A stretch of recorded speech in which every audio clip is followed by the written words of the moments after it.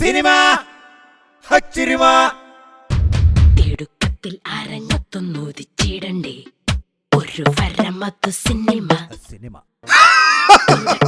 എടുത്തിട്ടൊന്നുരച്ചിടണ്ടേ ഓ ദൂരെ ദൂരെ ചിരിമ ദൂരത്തല്ലോ താരം ചാരത്തുണ്ടല്ലോ അമ്മേലെ കുട്ടി ചാടിക്കേറാം താരക്കൂട്ടത്തിൽ നീയും കേറിക്കൂടണ്ടേ അമ്മാനെ തേടി പാറിപ്പോകണ്ടേ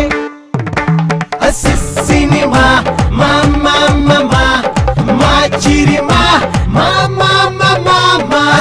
സിനിമ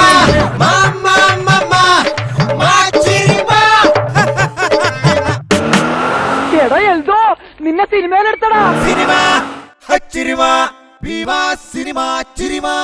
ചിരിക്കാം ചിരിക്കാം ചിരിച്ചുകൊണ്ടേയിരിക്കാൻ ഇന്നത്തെ ചിരിയുടെ അമിട്ടിന് നമുക്ക് തിരികൊളുത്താം.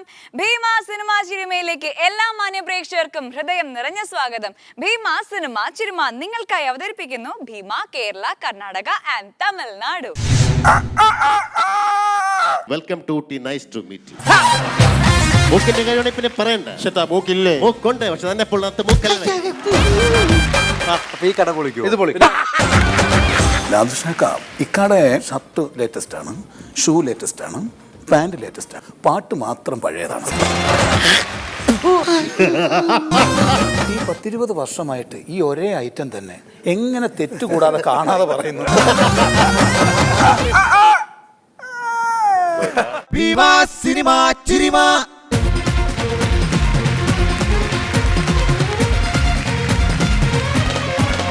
നമസ്കാരം.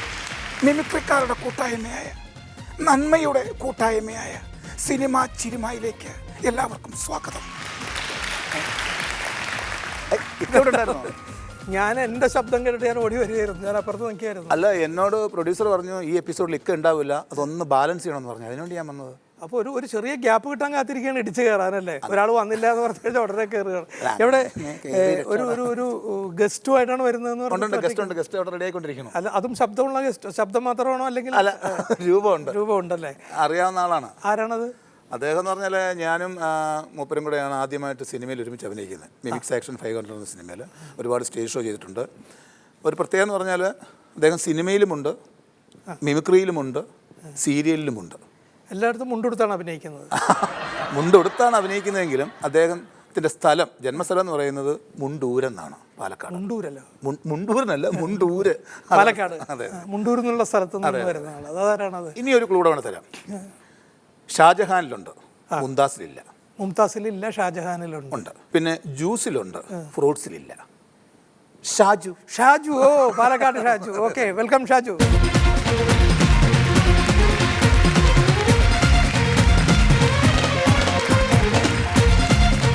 പാലക്കാട് ആണെങ്കിലും ഷാജു മിക്കവാറും എന്നെ ഫോണിൽ വിളിക്കാറുണ്ടല്ലേ, നമ്മുടെ ഈ പ്രോഗ്രാം കണ്ടിട്ട് ഓരോ എപ്പിസോഡ് നന്നായിരിക്കുന്നു എന്നൊക്കെ പറഞ്ഞ് വിളിക്കാം. എന്നിട്ടും ഇത്രയും ക്ലൂ തന്നിട്ട് എനിക്ക് പെട്ടെന്ന്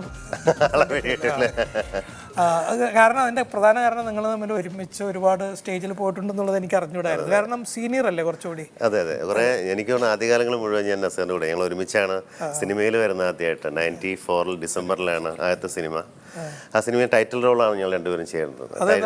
ടൈറ്റിൽ വളരെ വ്യത്യസ്തമായിരുന്നു. ഗതാഗതം വല്ലപ്പോഴും, മേക്കപ്പ് പരസ്പരം, കോസ്റ്റ്യൂം ഇടയ്ക്ക് അവരവർ, ഫുഡ് കിട്ടിയാ കിട്ടി, അത്ര അങ്ങനെയുള്ള പ്രൊഡക്ഷൻ ഉണ്ടായിരുന്നു. കുറേ സിനിമകൾ അങ്ങനെ അങ്ങനെ ഒരുപാട് സിനിമകൾ അങ്ങനെ ഉണ്ടായിരുന്നു. ഒന്നല്ല, ഒരുപാട്. ആദ്യമൊക്കെ ഒരു കടപ്പാടായിരുന്നു, പിന്നെ അത് കഷ്ടപ്പാടായി മാറിയപ്പോൾ എനിക്ക് തോന്നുന്നത് മോഹൻലാലിനെ ഏറ്റവും ഗംഭീരമായിട്ട് അവതരിപ്പിച്ച് ഞാൻ കണ്ടിട്ടുള്ളത് ഷാജുവാണ് അല്ലേ. ഷാജു പാലക്കാട് ആയതുകൊണ്ടാണ് ഇപ്പോൾ മിമിക്രിയിൽ നിന്നൊന്ന് മാറി നിൽക്കുന്നത്. ഇപ്പോൾ എറണാകുളത്തോ അല്ലെങ്കിൽ തിരുവനന്തപുരത്തോ കോഴിക്കോടോ ഒക്കെ ആയിരുന്നെങ്കിൽ സജീവമായിരുന്നു തന്നെ മിമിക്രി രംഗത്ത് തന്നെ. ഇപ്പോൾ സീരിയലും സിനിമ, ഇപ്പോൾ ഏത് സീരിയൽ പുതിയ? ഇപ്പോൾ മനോരമയുടെ സീരിയലാണ്. ആ സീരിയലുണ്ട്, സിനിമയും ഉണ്ടല്ലേ, മമ്മൂക്കപ്പടത്തിലുണ്ട്. ഷാജു ഇപ്പോൾ അങ്ങനെ പേരിടാൻ വേണ്ടി ഒരു മാറ്റം വന്നു. എവിടെ നിന്ന് വന്നാലും, കോട്ടയത്ത് നിന്ന് തിരുവനന്തപുരത്ത് വന്നാലും കൊച്ചി പേരാണ് ഇടുന്നത്. അങ്ങനെ കൊച്ചിൻ ഷാജു പാലക്കാട് ഇടാൻ വേണ്ടി ചെറിയ പ്ലാൻ ഉണ്ടായിരുന്നു, അത് മാറ്റിയതാണ്. കുഴപ്പമില്ലാതെ പോകുന്നു. ഇപ്പോഴും മോഹൻലാലിനെ അനുകരിക്കാറുണ്ടോ? മോഹൻലാലിനെ അനുകരിക്കാറൊന്നല്ല, ജീവിക്കണം തന്നെ അങ്ങനെ. ഞാൻ വേറെ പല ജോലികളും നോക്കിയായിരുന്നു. അപ്പം ഞാനൊരു ബാങ്കിൽ എനിക്കൊരു ജോലി അന്ന് തുടക്ക സമയത്ത് മ്യൂക്രിക്ക് വന്ന സമയത്ത്. ബാങ്കിൽ ജോലി ആയപ്പോൾ ഞാൻ പെട്ടെന്ന് വലിയ ഇതോട് കൂടിയിട്ട്, കാരണം ഒരു നല്ല മ്യൂക്രിക്ക് ജോലി ഉപേക്ഷിക്കാം, കോപ്പറേറ്റീവ് ബാങ്കിൽ ഒരു ഇതായിട്ട് കിട്ടി. ഞാൻ അവിടെ പോയി, മാനേജർക്ക് ഇഷ്ടമായ, പുള്ളി പറഞ്ഞു ഓക്കെ ശരി ഇവിടെ ജോലി ചെയ്തോളൂ കുഴപ്പമില്ലെന്ന് പറഞ്ഞു. അങ്ങനെ ഞാൻ പോയി തുടങ്ങിയ ഫസ്റ്റ് തന്നെ അയാൾ പറഞ്ഞു മിമിക്രിയെ കാണിക്കുമെന്ന് പറഞ്ഞു. ആ മോഹൻലാലിനൊന്ന് കാണിക്കാൻ പറഞ്ഞു. അപ്പോൾ ഞാൻ അയാൾക്ക് വേണ്ടി മോഹൻലാലിനെ കാണിച്ചു. പിന്നെ അയാൾക്ക് ഇഷ്ടമായി, ഭയങ്കര ഇഷ്ടമായി. സ്റ്റാഫുകളെ കാണിക്കേണ്ടി വന്നു, പിന്നെ കസ്റ്റമേഴ്സിനെ കാണിക്കേണ്ടി വന്നു. അങ്ങനെ ഒരു ജില്ലയിൽ പകുതി പേരും ബാങ്കിൽ ഇത് കാണിച്ചുകൊണ്ടുള്ള മുന്നോട്ട്. അതിലും ഭേദം ഞാൻ പിന്നെ മിമിക്രി അങ്ങനെ ജോലി അല്ലെങ്കിലും നമ്മൾ കലാകാരന്മാർക്ക് ജോലി ഒരു ബാധ്യതയാണ്. നമ്മളെപ്പോഴും നമ്മുടെ മനസ്സ് അവിടെയാണ്. നമ്മൾ റോഡിലിരുന്ന് ഭക്ഷണം കഴിക്കും അല്ലേ, കടത്തിണ്ണയിൽ കിടന്ന് ഉറങ്ങും, ഡ്രസ്സ് മാറും, എന്തൊക്കെ സൗകര്യങ്ങൾ ഇല്ലെങ്കിൽ പോലും കലാകാരന് ആ അന്തരീക്ഷത്തിൽ നിന്നും വിട്ടു നിൽക്കാൻ പറ്റില്ല. അത് മനസ്സിലുള്ളവൻ അവിടെ തന്നെ ചൊല്ലും. എത്ര വലിയ ജോലി കിട്ടിയാലും അവിടെ ഇങ്ങനെ പോയി. അതുകൊണ്ടാണ് പല പോലീസ് ഉദ്യോഗസ്ഥന്മാർ സിനിമയിൽ അഭിനയിക്കാൻ വേണ്ടി വരുന്നത്, കളക്ടർ, അങ്ങനെ വലിയ വലിയ ലെവലിലിരിക്കുന്നവർ, രാഷ്ട്രീയക്കാരൊക്കെ ഈ കല മനസ്സിൽ കിടക്കുന്നവർക്ക് എപ്പോഴും അങ്ങോട്ടൊരു ഇതുണ്ടാവും. പക്ഷേ സിനിമയിൽ നമ്മൾ ആദ്യകാലത്ത് ഇങ്ങനെ ഈ സാറ് പറഞ്ഞ പോലെ സിനിമയിലുള്ള ഒരു രീതിയാണ്, റോഡ് സൈഡിൽ ഡ്രസ്സ് മാറും, അത് സകടെ തന്നെ കിടക്കും. അത് കഴിഞ്ഞ് പിന്നീട് ഒരു AC മുറിയിലേക്ക് മാറുമല്ലോ. ഞങ്ങൾ അവിടെ തന്നെ ആയിരുന്നു, അവിടെ തന്നെ. ഒരു ടെമ്പോ ട്രാവൽ ഞങ്ങൾ 20 വരെ കുത്തി നിറച്ച് കൊണ്ടുപോകും. അപ്പോൾ സാധാരണഗതിയിൽ ഇപ്പോൾ ഷൂട്ടിങ് ഓരോരുത്തരുടെ കഴിഞ്ഞാൽ അവർക്ക് നേരത്തെ കാറിലിങ്ങി പോരാം. ഞങ്ങൾക്ക് അങ്ങനെയല്ല, നീ ആരുടെ ഷൂട്ട് കഴിഞ്ഞാലും ഈ 20 പേരുടെ ഒരുമിച്ച് കഴിയണം, എന്നാലേ പോരാൻ പറ്റുള്ളൂ. പക്ഷെ അത് വളരെ എൻജോയ് ചെയ്യുന്നു സാർ. ഇവിടെ നമ്മൾ വന്ന് നിൽക്കുമ്പോൾ ഈ അവസ്ഥയിൽ നമ്മൾ മുന്നിൽ വന്ന് നിൽക്കുമ്പോൾ ഞങ്ങൾ ഒരുപാട് സന്തോഷിക്കുന്നു. കാരണം ആ ഒരു കഷ്ടപ്പാടും കാര്യങ്ങളൊക്കെ നിൽക്കും, വേദനകളിൽ നിന്നൊക്കെ മാറി. നിങ്ങൾ ഒരുപാട് സ്റ്റേജ് ഷോസ് ഒരുപാട്. അന്ന് എനിക്ക് തോന്നുന്നത് എന്നാ തേന്മാവൻ കൊമ്പത്ത് എന്ന് പറഞ്ഞ സിനിമ സൂപ്പർ ഹിറ്റായ സമയത്ത് അന്ന് ഷാജുവിൻ്റെ ഒരു കാസറ്റ് ഉണ്ടായിരുന്നു, ദേ മാവിൻ കൊമ്പത്ത് എന്ന് പറഞ്ഞിട്ട്. ദേ മാവേലി കൊമ്പത്ത് അല്ല, ദേ മാവിൻ കൊമ്പത്ത് എന്ന് പറഞ്ഞിട്ട്. അപ്പോൾ അതിൽ ലാലേട്ടൻ ആ ഒരു പാട്ട് സീനിൽ തലയിൽ പാവൊക്കെ കെട്ടി ഒരു ഡ്രസ്സൊക്കെ ഇട്ട് ഭയങ്കര രസമായിരുന്നു കാണാൻ. അപ്പോൾ ആ പോസ്റ്റർ പോലെയായിരുന്നു ഇവൻ്റെ എടുത്തിരുന്നത്. ഡിറ്റോ ലാലേട്ടൻ്റെ ഇതായിരുന്നു. അങ്ങനെ ഞങ്ങൾ ദുബൈയിലും ഇവിടെയൊക്കെ ചെയ്യുമ്പോൾ ഞങ്ങൾ സ്ഥിരമായിട്ട് ചെയ്യുന്നൊരു ഐറ്റം ഉണ്ടായിരുന്നു. കിലുക്കൻ സിനിമയിലെ ലാലേട്ടൻ്റെ ജഗതി ചേട്ടൻ്റെ ആയിട്ടുള്ള ആ ഒരു 2 സീക്വൻസ് ഉണ്ട്. അതിൽ 2 പേരായിട്ടുള്ള ആ സീക്വൻസ് നമുക്ക് പഴയ ഓർമ്മ ഒന്നുകൂടി ഇവിടെ പുറത്തെടുക്കാം അല്ലേ? തീർച്ചയായിട്ടും. ഞാൻ ഇതിനു വേണ്ടി തൽക്കാലം ജഗതി ചേട്ടൻ ആവാനും ശ്രമം നടത്തി നോക്കാം. ഇവൻ എന്തായാലും മോഹൻലാൽ തന്നെ, ഏത് ചെയ്താലും പെർഫെക്റ്റ് ആണെന്നുള്ള കാര്യം അറിയാം. ഒരു വിനയം മോഹൻലാലിലേക്ക് അത്ര വന്നിട്ടില്ല. അത് മാത്രമാണ് എൻ്റെ ഒരു ശക്തി.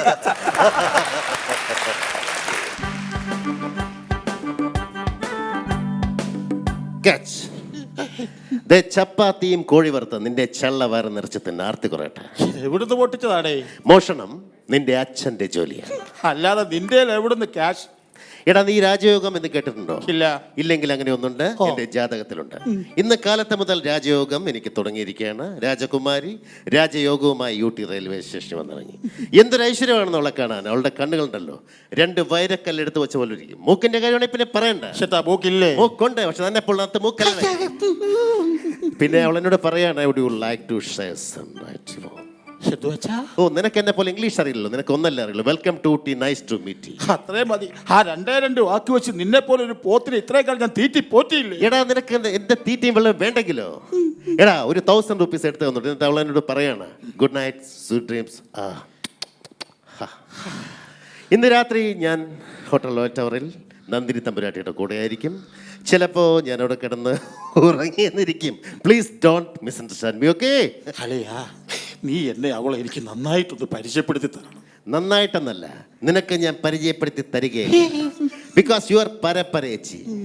പിന്നെ ഇത്രയും കാലത്ത് അടുപ്പം വെച്ച് ഞാൻ നിനക്കൊരു ഫേവർ ചെയ്യാം.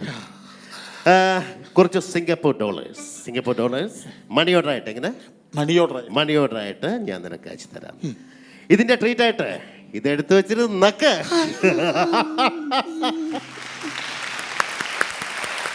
ഗംഭീരമായിരുന്നു. ഇപ്പോഴും ഇത്രയും ഡയലോഗുകൾ ഓർത്തിരിക്കുക എന്ന് പറയുന്നത് ഇത് പ്രാക്ടീസ് ചെയ്തിട്ടല്ല അല്ലേ? ഇത് അന്നത്തെ ഓർമ്മയില്ലല്ലോ. ഇത് തന്നെയാണല്ലോ മെയിൻ പരിപാടി.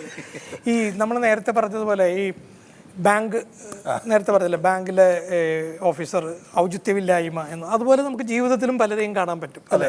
പല കല്യാണ വീടുകളിൽ ചെല്ലുമ്പോൾ മിമിക്രിക്കാർ വന്നു 2 മൈക്ക് എടുത്ത് വെച്ചിട്ട് ഉടനെ മിമിക്രി കളിക്കാൻ പറയും അല്ലേ? നമ്മുടെ ബോബി കൊട്ടാരക്കര ചേട്ടൻ മരിച്ചു കിടക്കുന്ന സമയത്ത് ഞങ്ങൾ ഇവിടുന്ന് എല്ലാവരും കാണാൻ പോയിരിക്കുക. ഞാനുണ്ട്, കുട്ടേട്ടൻ, ഞങ്ങളൊക്കെ ഒരുമിച്ച് പോകണം. ഭയങ്കര തിരക്ക്. അപ്പോൾ ഒരുത്തിന് ഓടിന്നിട്ട് നിന്ന് ആ കൊച്ചിങ്ങനെ ഇപ്പം കാണിച്ചിട്ട് പോയെന്ന്. അവർക്ക് നമ്മുടെ ഒരു വിഷമം എന്താണ്, വേദന എന്താണെന്ന് അറിയില്ല. അപ്പോഴും അവർ കാണാൻ ആഗ്രഹിക്കുന്നത് ഇതാണ്. എപ്പോഴും ഫുൾ ടൈം ഇതാണെന്നുള്ളൊരു തോന്നലുണ്ട് ഇവർക്കെല്ലാം. പിന്നെ നമ്മൾ പലരുടെയും രക്ഷപ്പെടാൻ വേണ്ടി നുണ പറയണം. നുണ പറഞ്ഞാലും ചിലർ വിടില്ല. അയ്യോ പുറകെ വിടില്ല. അപ്പം അതിനെ സംബന്ധിച്ചൊരു കഥ ഞാൻ നസീറിനോട് പറയണ്ടായി. അപ്പം നസീർ ഞാനും കൂടെ അത് കാണിക്കാം. ഒരുത്തൻ ശബരിമലയ്ക്ക് പോയിട്ട് തിരിച്ചു വരുമ്പോൾ കരിമല വഴി വരുന്നത്. അപ്പോൾ കൂട്ടം തെറ്റിയിട്ട് ബാക്കി എല്ലാവരും വണ്ടി കയറിപ്പോയി. ഇവൻ വിചാരിക്കുന്നത് ഇവനാണ് കറക്റ്റ്, ബാക്കിയുള്ളവരെ വഴി തെറ്റിയെന്ന് ഇവൻ പറയുന്നത്. അങ്ങനെ ഇവൻ പോയിട്ട് എല്ലാം ന്യായീകരിക്കുന്ന ഒരുത്തരാണ്. അപ്പോൾ ഇവൻ ഒരുത്തനോട് പോയി പറഞ്ഞപ്പോൾ അബദ്ധം പറ്റിപ്പോയത്, ഇവൻ പുലിയെ കണ്ടെന്നാണ് അവൻ പറഞ്ഞത്. കരിമല വഴിക്ക് ഞാൻ വരുമ്പോൾ നസീറിനോട്, ഞാൻ കരിമല വഴി വരുമ്പോൾ പെട്ടെന്ന് ഒരു സ്ഥലത്തൊരു അനക്കം, ചെറിയൊരു ചെടികളുടെ ഇടയിലൊരു അനക്കം. എന്താണ് ഞാൻ നോക്കി സൂക്ഷിച്ച് നോക്കിയപ്പോൾ, എടാ ഒരു പുലി. എൻ്റെ പൊന്നോ, ഞാൻ ഒരൊറ്റ ഓട്ടം കൂടി. എന്നിട്ട് പുലി പുറകെ ഓടി. അങ്ങനെ ഞാൻ നേരെ ഒരു മരത്തിന് മുകളിൽ കയറി. അപ്പോൾ മരത്തിന് പുലി പുറകെ കയറി. അങ്ങനെ മരത്തിന്റെ കൊമ്പടി ഞാൻ താഴെ വീണു. അപ്പോൾ പുലി താഴേക്ക് ആടി. അവിടെ നിന്ന് ഞാൻ വീണ്ടും ഓടിയ സമയത്ത് ചെറിയൊരു വീട് പോലൊരു സ്ഥലം കണ്ടു, ഒരു ചെറിയൊരു സ്ഥലം. അതിന്റെ ബാക്കിലേക്ക് ഞാൻ ഓടി കയറി. അപ്പൊ പുലി ഞാൻ നോക്കുമ്പോൾ പുലി പുറകെ നിൽക്കണം. അവിടെ ഞാൻ ഇറങ്ങി ഓടി. അവിടെ നിന്ന് ഇറങ്ങി ഓടിച്ച സമയത്ത് പുലി സ്പീഡിൽ ഓടിച്ചിട്ട് ഞങ്ങനെ ഓടി കുറേ പോയപ്പോൾ പിന്നെ രക്ഷയില്ല. പിന്നെ പമ്പയാണ്. നേരെ ഓടി ഞാൻ പമ്പയിലേക്ക് അങ്ങ് എടുത്ത് ചാടി. അപ്പോൾ പുലി പുറകെ ചാടി. പിന്നെ അങ്ങനെ ഞാൻ നീന്തി. പുലി പുറകെ നീന്തി. ഞാൻ കരക്ക് കയറി. എടാ നീ പുലിയുടെ സൈഡാണോ അതോ എൻ്റെ സൈഡാണോ എനിക്ക് മനസ്സിലാവുന്നത്. പുലിയെ സപ്പോർട്ട് ചെയ്യുന്ന ആദ്യത്തെ ഫുൾ ടൈം പുലിയുടെ പറയില്ല. ഞാനെന്ത് സംഭവിച്ചെന്നൊന്നും ഒരു വിഷയമേ. അതാണ് ഈ ചില ആളുകൾക്ക് അങ്ങനെയാണ്. ചില അത് അവർക്കെപ്പോഴും നെഗറ്റീവായിട്ടുള്ള നമ്മളെ പുലി പിടിച്ചു എന്നുള്ളത് കേൾക്കാനാണ് അവർ ആഗ്രഹിക്കുന്നത്. അറിയാതെ പറഞ്ഞു പോകുന്ന ഉള്ളിനുള്ളിൽ ആഗ്രഹമാണ് പുറത്തു വരുന്നത്. അറിയാതെ പറഞ്ഞു പോകുന്നോണുണ്ട്. ഒരുത്തമായിട്ട് പറഞ്ഞു ഒരു ഷോയ്ക്ക് പോയിരുന്നു. അടിപൊളി പ്രോഗ്രാമായിരുന്നു. കുവൈറ്റിൽ ഗംഭീര ഷോ ആയിരുന്നു. അപ്പം ഞാനുണ്ടായിരുന്നു, പിന്നെ പാട്ടുകാരുണ്ടായിരുന്നു, വിജയ് വിശ്വാസ്, കുറേ പേരുണ്ടായിരുന്നു, ലതാ മങ്കേഷ്കർ ഉണ്ടായിരുന്നു. അപ്പോൾ ലതാ മങ്കേഷ്കർ കൂടെ ഉണ്ടായിരുന്നു. എൻ്റെ ഒരു ഫ്രണ്ടാണ്, ഒരു മിമിക്രി ആർട്ടിസ്റ്റാണ്. അപ്പോൾ അയാൾ പറഞ്ഞു, അപ്പോൾ ലതാ മങ്കേഷ്കർ ഉണ്ടായിട്ട് സംക്രാന്തി നസീർ പേര് പറയണമെന്ന് വിചാരിച്ചു പറഞ്ഞു. അപ്പോൾ പറഞ്ഞു ലതാ മങ്കേഷ്കർ ഉണ്ടായിട്ട് നീ ഫോട്ടോ എടുത്തോ? പിന്നെ ഫോട്ടോ എടുത്തു. അവർ നന്നായിട്ട് ഒരു എല്ലാറ്റിലും സഹകരിച്ചു. നമ്മളോട് സ്കിറ്റും കളിച്ചു. ലതാ മങ്കേഷ്കറോ സ്കിറ്റാ എന്ന് ചോദിച്ചു കഴിഞ്ഞാൽ ലതാ മങ്കേഷ്കർ എൻ്റെ ഫോട്ടോ ഉണ്ടോ? പിന്നെ ഫോട്ടോ എടുത്തു കാണിക്കാം. നോക്കിയപ്പോഴേ മങ്കാമഹേഷ്. അത് പറഞ്ഞതാണ്, പേര് മാറിപ്പോയതാണ്. ഇതേപോലെ കോളേജ് ഫംഗ്ഷൻ പോയപ്പോൾ ഒരു പയ്യൻ വന്നു. പ്രോഗ്രാം എല്ലാം കണ്ടു കഴിഞ്ഞ് പറഞ്ഞു, ചേട്ടാ നമസ്കാരം, റെഡിയൊക്കെ കാണാറുണ്ട്, നമുക്കിപ്പോൾ കണ്ടിരുന്നു. ഒരു 15 വർഷം മുമ്പ് ചേട്ടൻ ഏറ്റുമാനൂർ പള്ളി വന്നപ്പോൾ ഞാൻ അവിടെ ഉണ്ടായിരുന്നു. അന്ന് പ്രോഗ്രാം കണ്ടിരുന്നു. ഞാൻ പറഞ്ഞു. അത് കഴിഞ്ഞൊരു 10 വർഷം മുമ്പ് ചേട്ടൻ ഈ പരിപ്പിൽ ഒരു പ്രോഗ്രാമിന് വന്നപ്പോൾ അമ്പലത്തിൽ അന്ന് ഞാൻ വന്ന് കണ്ടായിരുന്നു. അത് കഴിഞ്ഞ് ചേട്ടൻ ഇവിടെ BCM കോളേജിൽ വന്നപ്പോൾ 2 വർഷം മുമ്പ് അന്നും ഞാൻ വന്നിരുന്നു കണ്ടായിരുന്നു. എന്നിട്ട് ഇപ്പോൾ പിന്നെ കാണുന്നത് അതല്ല, ഈ 10-20 വർഷമായിട്ട് ഈ ഒരേ ഐറ്റം തന്നെ എങ്ങനെ തെറ്റുകൂടാതെ കാണാതെ പറയുന്നു, എങ്ങനെ ഈ കഴിവ് കിട്ടിയത്? എപ്പോഴെങ്കിലും തെറ്റുമെന്ന് നോക്കാനാണ് ഒരു പ്രാവശ്യമെങ്കിലും നാദിർഷാടുത്ത് വന്നിട്ട് നാഷാണ് ഭയങ്കര അപ്ഡേറ്റാണ്. ഡ്രസ്സ്, വാച്ച്, അങ്ങനെ എല്ലാ കാര്യങ്ങളും, ഷൂ ഒക്കെ ഏറ്റവും ലേറ്റസ്റ്റ് ആയിട്ടുള്ള ഇറങ്ങുന്നൊക്കെ മേടിച്ചിട്ട് അങ്ങനെ നമുക്കൊരു റോൾ മോഡലാണ് പലർക്കും. അപ്പോൾ നമ്മുടെ കൂടെയുള്ള ഒരാൾ ഷാജോൺ പറഞ്ഞ നാദിർഷാക്ക ഇക്കാടെ ഏറ്റവും ലേറ്റസ്റ്റ് ആയിട്ടുള്ള എല്ലാം, ഷർട്ട് ലേറ്റസ്റ്റാണ്, ഷൂ ലേറ്റസ്റ്റാണ്, പാൻറ് ലേറ്റസ്റ്റാണ്, വാച്ച് ലേറ്റസ്റ്റാണ്, പാട്ട് മാത്രം പഴയതാണ്. സ്ഥിരമായിട്ടൊരു ശങ്കര അലക്സ് എന്ന് പറഞ്ഞ് ഞങ്ങളുടെ കൂടെ ഇന്ദ്രൻസ് കളിക്കുന്ന ഒരു ആർട്ടിസ്റ്റ്. ഇന്ദ്രൻസ് ആർട്ടിൻ്റെ ഡിറ്റോ ഷേപ്പായിരുന്നു. ഇപ്പം തടിച്ച് ഭീമരുകുനെ പോലെയായി. അപ്പോൾ അന്ന് അവന് അവൻ്റെ ഒരു കുഴപ്പമെന്ന് പറഞ്ഞാൽ അവന് 4-5 ഷോ പിടിക്കും. അപ്പോൾ ഞാൻ പക്രു ഞങ്ങളൊക്കെ ഒരുമിച്ച് കളിക്കുന്ന സമയമാണ്. അപ്പോൾ അവനൊരു ദിവസം 2 ഷോ പിടിച്ചു. ഒന്ന് ചാലക്കുടിയിൽ, അതൊരു 6 മണിക്കൊരു പരിപാടി. പിന്നെ 10 മണിക്ക് അങ്കമാലിയിൽ. അപ്പം അന്ന് മാർപ്പാപ്പ ജോൺ പോൾ ഉണ്ടാകും, മാർപ്പാപ്പ മരിച്ച ദിവസമാണ്. അപ്പോൾ ഇവൻ അതിനെക്കുറിച്ചൊന്നും വലിയ വിവരമൊന്നുമില്ല, അലക്സ് എന്ന പേര് മാത്രമേ ഉള്ളൂ. അപ്പോൾ അവിടെ ചെന്നിറങ്ങിയപ്പോൾ അവർ പറഞ്ഞു, പള്ളിക്കാരെ പറഞ്ഞു, ഇന്ന് ഷോ നടക്കില്ല കേട്ടോ. ഞാൻ പറഞ്ഞു അതെന്താ? അതിന് മാർപ്പാപ്പ മരിച്ചു, ഇവിടുത്തെ മാർപ്പാപ്പ മരിച്ചു, അവിടെ നടക്കില്ല, ഷോ നടക്കില്ല എന്ന് പറഞ്ഞു. എന്ന് പറഞ്ഞാൽ എനിക്ക് ഭയങ്കര ചൂടാണ്, പെട്ടെന്ന് ചൂടാകും. പറഞ്ഞു എന്ന് പറഞ്ഞൊന്നുമില്ല, മാർപ്പാപ്പ മരിച്ചുകൊണ്ടൊന്നും ഷോ നടക്കില്ല, മാറ്റി വെക്കണം. അപ്പം ഞാൻ പറഞ്ഞു, അത് കുഴപ്പമില്ല, നമുക്ക് അങ്കമാലിയിൽ ഒരു ഷോ ഉണ്ടല്ലോ, നമുക്കത് വെച്ച് അഡ്ജസ്റ്റ് ചെയ്യാം, നീ ബാ.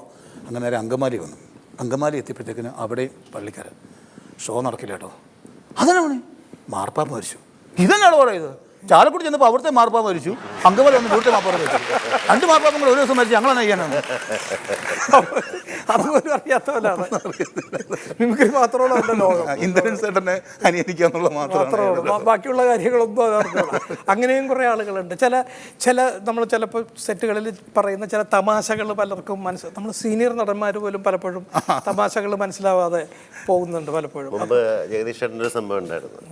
ജഗദീഷ് ചേട്ടൻ ഭയങ്കരമായിട്ട് ഒരു ലൊക്കേഷനിൽ മങ്കമ്മ എന്ന് പറയുന്ന ലൊക്കേഷനകത്ത് ഓഫ് ബീറ്റ് പടം. അപ്പോൾ ഈ എത്രയോ വർഷങ്ങൾ മുമ്പുള്ളതുകൊണ്ട് ജഗദീഷ് ചേട്ടൻ തൊട്ടടുത്തിരിക്കുന്ന വെറുതെ ജഗദീഷ് ചേട്ടൻ എല്ലാവരും പിരിയേറ്റില്ല, ചുമ്മാ വെറുതെ പറഞ്ഞ് എന്ത് ചെയ്യും. അപ്പോൾ തിലകൻ ചേട്ടൻ അപ്പുറത്ത് കിടന്ന് ഉറങ്ങുന്നുണ്ട്. തിലകൻ ചേട്ടൻ സീരിയസ് ആയിട്ടിരിക്കണം, കാരണം മനസ്സിൽ വേറെ ചിന്തകളോ കാര്യങ്ങളൊന്നും ഇല്ല, ഇതുപോലുള്ള തമാശകൾ പെട്ടെന്ന് ഇതാവില്ല. അപ്പോൾ ജഗദീഷ് ചേട്ടനെ സംബന്ധിച്ചോളം ജഗദീഷ് ചേട്ടന് ഒരു കാര്യം പറഞ്ഞു തുടങ്ങിയാൽ നമുക്കത് ഓവർടേക്ക് ചെയ്യാൻ പറ്റില്ല. അത്ര പിച്ച് കയറി പറഞ്ഞു തുടങ്ങി. അപ്പോൾ പറഞ്ഞു, ഞാൻ ചോദിക്കുന്നതെന്ന് വെച്ചാൽ എനിക്ക് ഒറ്റ ചോദ്യമേ നിങ്ങളോട് ചോദിക്കാനുള്ളൂ. ഈ പഴയ കാലത്തെ ഒരു സിനിമ എടുക്കുമ്പോൾ അതിൻ്റെ അകത്ത് HMI ലൈറ്റ് ഉണ്ടായിരുന്നോ, അല്ലെങ്കിൽ ഇതുപോലുള്ള ക്രെയിൻ ഉണ്ടായിരുന്നോ? അതൊക്കെയാണ് എൻ്റെ ചോദ്യം. അപ്പോൾ അത് ഒരിക്കലും ഇത് സിങ്ക് ആവില്ല, അതുകൊണ്ട് HMI എടുത്ത് മാറ്റണം എന്നൊക്കെ പറഞ്ഞാൽ ഭയങ്കര പാടാണ്. അപ്പോൾ തിരഞ്ഞെടുപ്പ് ഇത് തമാശയാണെന്നൊന്നും മനസ്സിലാവുന്നില്ല. ജഗദീഷ്, അതിന് HMI ഒന്നും ഫ്രെയിമിൽ കാണില്ല എന്നോ? ഒരു കാര്യമില്ലാതെ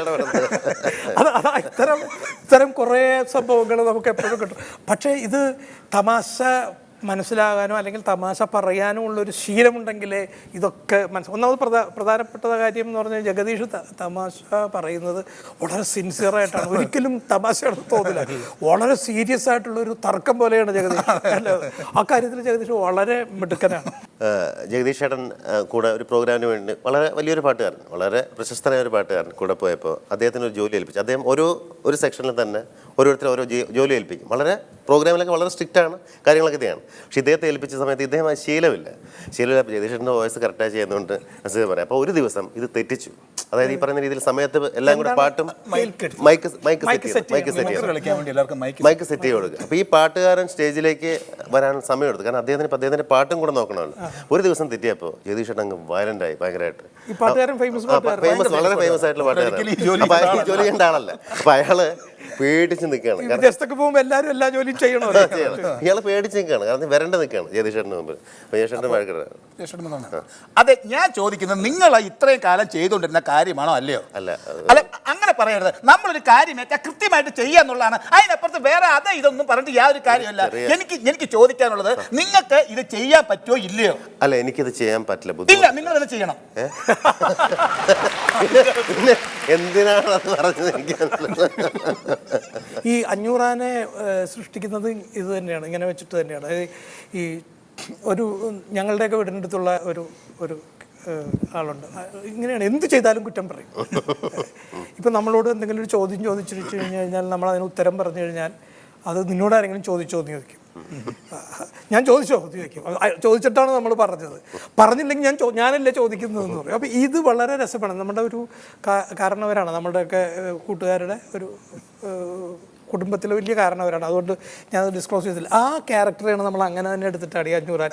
ഗേറ്റ് തുറന്നിടുന്നത് എന്തിനാണ്, ഗേറ്റ് അടച്ചിട്ടിട്ട് പോവുകയാണോ എന്നൊക്കെ ചോദിക്കുന്നത്. ഇത് ജീവിതത്തിൽ നിന്ന് നമ്മൾ എടുക്കുമ്പോഴാണ് ഇത് വളരെ വിശ്വസ്തത വരുന്നത്, അല്ലേ, സിനിമയിലേക്ക് വരുന്നത്. അതുപോലെ അച്ഛൻ്റെ അടുത്ത് പോയൊരു പള്ളിയിലച്ഛൻ്റെ അടുത്തൊരുത്തൻ പോയി. അതൊരു കഥയാണ്, ഒരു തമാശ കഥയാണ്. പള്ളിയിലച്ഛൻ്റെ അടുത്തൊരുത്തൻ പോയിട്ട് പറഞ്ഞു, അച്ഛോ എനിക്ക് ഒരു കാര്യം പറയാനുണ്ട്. ഒരു സ്ത്രീ വളരെ മോശമായിട്ട്, അതായത് വേറെ തരത്തിൽ എന്നോട് പെരുമാറുന്നു. അതായത് ഈ പറയുന്നത് എന്നെ മറ്റുള്ള ചില അനാവശ്യമായ കാര്യങ്ങൾക്ക് പ്രലോഭിപ്പിക്കുന്നു. അപ്പോൾ അതുകൊണ്ട് എനിക്ക് അവൾക്ക് മാപ്പ് കൊടുക്കണം. അച്ഛൻ അവൾക്ക് മാപ്പ് കൊടുക്കണം. അപ്പോൾ അച്ഛൻ പറഞ്ഞു, അല്ല, ആരാണ് ആ കുട്ടി, പറയൂ. പറഞ്ഞു, ഇല്ല വെച്ചോ, ഞാൻ പറയില്ല. ആ കുട്ടിയുടെ ലൈഫ് ഒരിക്കലും ഞാൻ കളയില്ല. കാരണം എന്ന് വെച്ചാൽ എനിക്ക് അതും പ്രധാനമാണ്, എൻ്റെ ജീവിതത്തെ പോലെ ആ കുട്ടിയുടെ ലൈഫും പ്രധാനമാണ്. അപ്പോൾ അതുകൊണ്ട് അച്ഛൻ അത് ഞാൻ പറയില്ല, പേര് ഞാൻ പറയില്ല. വടക്കേലെ ജോസഫിൻ്റെ മോൾ ഡെയ്സിയാണോ? പറഞ്ഞ അല്ലല്ല, അത് ഞാൻ പറയില്ല അച്ഛോ, പേര് ഞാൻ പറയില്ല. ബാക്കി എന്തുവാണേ അച്ഛൻ ചോദിച്ചു, ഞാൻ പറയില്ല. അപ്പോൾ പറഞ്ഞു, ഇങ്ങനെ ജോനകപ്പറമ്പിലെ മറ്റേ സൂസന്നെയാണോ? അല്ല അച്ഛോ, പിന്നെ പറയരുത്, ചോദിക്കരുത്, എന്നോട് പറയരുത്. എനിക്ക് കർത്താവിന് പൊതുവായിട്ട് എനിക്ക് പറയാൻ പറ്റില്ല, അതുകൊണ്ടാണ്. God bless you sir. നിൻ്റെ ആ വലിയ മനസ്സ്, നീ ഒരിക്കലും ആ പെൺകുട്ടിയുടെ പേര് പറയും വെളിപ്പെടുത്തുന്നില്ല. മാത്രമല്ല നിൻ്റെ ആ നന്മ, നീ ഒരിക്കലും അതിന് പോയില്ല, തെറ്റായ പ്രവർത്തിക്ക് നീ പോയില്ല. അതുകൊണ്ട് നിനക്ക് നല്ലതേ വരുള്ളൂ. ഗോഡ് ബ്ലസ് യു എന്ന് പറഞ്ഞു. അവനവിടെ നിന്ന് ഇറങ്ങി അയച്ചു. അവനവിടെ നിന്ന് ഇറങ്ങി നേരെ പള്ളിക്ക് പുറത്ത് വന്ന് അവൻ്റെ ഫ്രണ്ടിൻ്റെ ബൈക്കോടെ നിർത്തിയിട്ടുണ്ട്. ഓടി വന്ന് കയറിയിട്ടേ, അളിയാ 2 പേരെ കിട്ടിയിട്ടുണ്ട്, സൂസന ഡേസി, വണ്ടി വിട്ടോളൂ. അപ്പൊ അവൻ അച്ഛനിൽ നിന്നും കുമ്പസാര ചോർത്തുകയായിരുന്നു. ഇങ്ങനെയുള്ള ബിരുദന്മാരും ഉണ്ട് അല്ലേ? അപ്പൊ ഇത്തരം ആളുകളെയാണ് നമ്മൾ സിനിമയിൽ അവതരിപ്പിക്കുകയും സ്റ്റേജിൽ അവതരിപ്പിക്കുകയും ഒക്കെ ചെയ്യുന്നത്. അതുകൊണ്ടാണ് ആളുകൾ ഇഷ്ടപ്പെടുകയും ഒക്കെ ചെയ്യുന്നത്.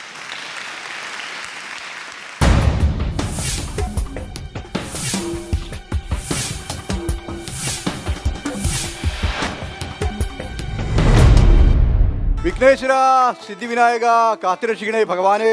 ദൈവമേ, അവൻ മുടിഞ്ഞു പോണേ, അവനെ ഒരിക്കലും കാത്തു രക്ഷിക്കല്ലേ ഭഗവാനേ. മാസങ്ങളായി മല്ലിമുളകൊക്കെ മേടിച്ചു വെച്ചിട്ട് പൂത്തു തുടങ്ങി, പെട്ടെന്ന് കച്ചവടമായി പോണേ ഭഗവാനേ. അത് കരിഞ്ഞു പൂത്തു പോയാലും അത് വിറ്റ് പോകല്ലേ എന്റെ ഭഗവാനേ, അവന്റെ കട മുടിഞ്ഞു കുത്തുപാളെ എടുക്കണേ ഭഗവാനേ. ഭഗവാനേ, എന്റെ കട കാത്തു രക്ഷിക്കണേ കൃഷ്ണ. അവനെ നശിപ്പിച്ച് എന്നെ നന്നാക്കണേ ഭഗവാനേ. ഗുരുവായൂരപ്പാ, മുരുകാ ആണ്ടവനെ കാത്തുരക്ഷിക്കണേ.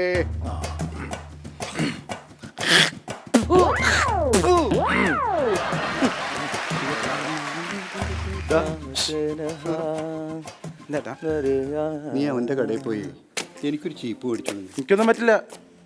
എടാ ഒന്നും മേടിച്ചോണ്ട് പോടാ. ചേട്ടന് പോയി വാങ്ങിച്ചൂടെ? എടാ അവൻ എൻ്റെ അളിയനാ, എൻ്റെ പെങ്ങളെ കെട്ടിക്കൊണ്ടുപോയനാ. ഞാനും അവനും തമ്മിൽ ഉടക്കാം. അപ്പം ഞാൻ ചെന്നാൽ ചിലപ്പോൾ അവൻ തരില്ല, അതുകൊണ്ടാ. ഏത് ചേർപ്പാ? എടാ വട്ടച്ചീപ്പിയുടെ തലയിരുന്നത്. ചേട്ടോ ചീപ്പ്. ആ രാവിലെ കൈ നീട്ടോ. ചീപ്പല്ലേ? മാറിക്കണം, ഇങ്ങോട്ട് മാറിക്കണം. എടാ എണ്ണം കെട്ടവനെ രാവിലെ നിനക്ക് എങ്ങനെ തോന്നിയടാ എന്റെ കടയിൽ വന്നിട്ട് ചീപ്പ് ചോദിക്കാൻ? എന്താടാ ഇന്ന് 1-ാം തീയതി എന്നുള്ള കാര്യം നിനക്ക് അറിയാലോടാ? അറിയാലോ? എടാ നീ ഒറ്റ ഒരുത്തൻ ഈ നാട്ടിൽ എവിടെങ്കിലും ഏതെങ്കിലും വീട്ടിൽ കയറിയിട്ട് ആ വീട്ടിൽ രക്ഷപ്പെട്ട ചരിത്രം ഉണ്ടോടാ? നീ രാവിലെ 1-ാം തീയതി ആയിട്ട് എന്റെ കട മുടിപ്പിക്കാനായിട്ട് ഇങ്ങോട്ട് വന്നിരിക്കുന്ന കൈനീട്ടുമായിട്ട്. ഞാനിപ്പോ എന്ത് ചെയ്തെന്നാ? എന്താണ്? ഞാൻ ചീർപ്പ് വാങ്ങിക്കാൻ വന്നതാണ് ഇപ്പൊ ഇത്ര വലിയ പ്രശ്നം. നീ ജീപ്പ് വാങ്ങിക്കാൻ വന്ന പ്രശ്നം? അത് ഞാൻ ഉണ്ടാക്കിയ പണിയൊന്നുമല്ല, പിന്നെ നിക്കണ നിങ്ങളുടെ അളിയ ഉണ്ടാക്കിയ പണിയാ. അപ്പൊ കഥ ഇങ്ങനെ വളഞ്ഞ് തിരിഞ്ഞാണ് വരുന്നത് അല്ലേ? നീയല്ലേ ഇതിന്റെ കഥാപാത്രം? മാറിയെന്നേ അളിയോ. ഓ നീ വന്നേ. എന്ത് വൃത്തികെട്ടാ പണിയാ അളിയെ കാണിക്കണത്? എന്തേ ഈ എറണം കെട്ടവൻ ഈ തെണ്ടി ഏതെങ്കിലും വീട്ടിലോ കടയിലോ ഒന്ന് കൈനീട്ടം കയറി ചെന്ന് കഴിഞ്ഞാൽ അവിടെ മുടിഞ്ഞു പോകുന്ന അളിയൻ അറിയാവില്ല? അറിയാം. ആ അളിയൻ എന്റെ കടയിലേക്ക് ഇവനെ ഒരു ചീപ്പിന് വേണ്ടി പറഞ്ഞു വിട്ടതോ ഭയങ്കര ചീപ്പായി പോയി. എടാ ഞാൻ മനഃപൂർവ്വം വിട്ടാടാ. എനിക്കറിയാം, ഞാൻ മനഃപൂർവ്വം വിട്ടാ.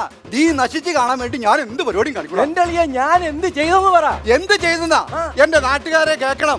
എന്റെ കടയിൽ പൊതി കെട്ടാൻ നിന്ന ഇവൻ പൊതി കെട്ടി എന്റെ പെങ്ങളെ കെട്ടിക്കൊണ്ടുപോയി. ഏതാ ഇങ്ങോട്ട് വന്നടാ? എന്റെ കുറ്റമാണോടാ അത്? അല്ലല്ല, നിങ്ങളോട് കേൾക്കണം കേട്ടാ. ഞാൻ പൊതി കെട്ടിക്കൊണ്ടിരുന്നപ്പോ അവന്റെ പെങ്ങളെ ഒന്നും അറിയാതെ മുട്ടിന്ന് പറഞ്ഞിട്ട് ഇവരെല്ലാം കൂടി അവളെ എന്റെ തലയെ കെട്ടി വെച്ചാന്ന്. കെട്ടി വെച്ചാലടാ അവളെ കാണാൻ വേണ്ടി ഒരു ഡോക്ടർ വരെ എന്റെ വീട്ടിൽ വന്നാടാ. അയ്യോ, കെട്ടുന്നതിന് മുമ്പ് ഡോക്ടർ കാണാൻ വന്നു. ഇപ്പൊ നിങ്ങൾക്ക് അറിയാവോ, നേരത്തെ നടത്തി ഞാൻ ഡോക്ടറെ കാണാൻ കൊണ്ടുപോകും അവളെ. അറിയാവാ, ദിവസവും ജലദോഷം വരും, ഡോക്ടറെ കാണാൻ കൊണ്ടുപോകും. അത് കഴിഞ്ഞിട്ട് അവൾക്ക് സന്ധിവാദം ആഴ്ചയിൽ ഞാൻ കൊണ്ടുപോകും. പിന്നെ മാസത്തിൽ അവൾക്ക് ജലദോഷം, അതിന് ഞാൻ കൊണ്ടുപോകും. അവസാനം വർഷാവസാനം ഓരോ പ്രസവവും അപ്പോഴും ഡോക്ടറെ കാണിക്കാൻ കൊണ്ടുപോകും. എടാ അതിനെന്താ കുഴപ്പം? നീ ഇങ്ങോട്ട് വന്നേടാ. എടാ എന്റെ അച്ഛൻ ചാവാൻ നേരത്ത് ഒരു കടമുറി നിനക്ക് വേണ്ടി എഴുതി തന്നില്ലടാ. അത് ശ്രീധരനാണ് തന്നത്. എന്ത് ശ്രീധരനാടാ?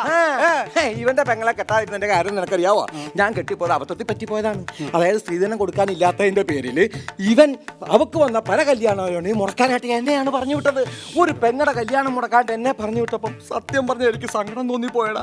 ആ പെണ്ണ് കെട്ടാക്കുറ്റിയായിട്ട് നിൽക്കുന്ന കണ്ടപ്പോൾ ഒറ്റപ്പാലത്തുള്ള എന്റെ ഭാര്യയും പിള്ളേരെ ഉപേക്ഷിച്ചിട്ടാണ് ഞാൻ അവളെ കെട്ടിയത്. അത് നിങ്ങൾ മനസ്സിലാക്കണം. അറിയാവോ? അതിനെന്താ കുഴപ്പമുള്ളേ?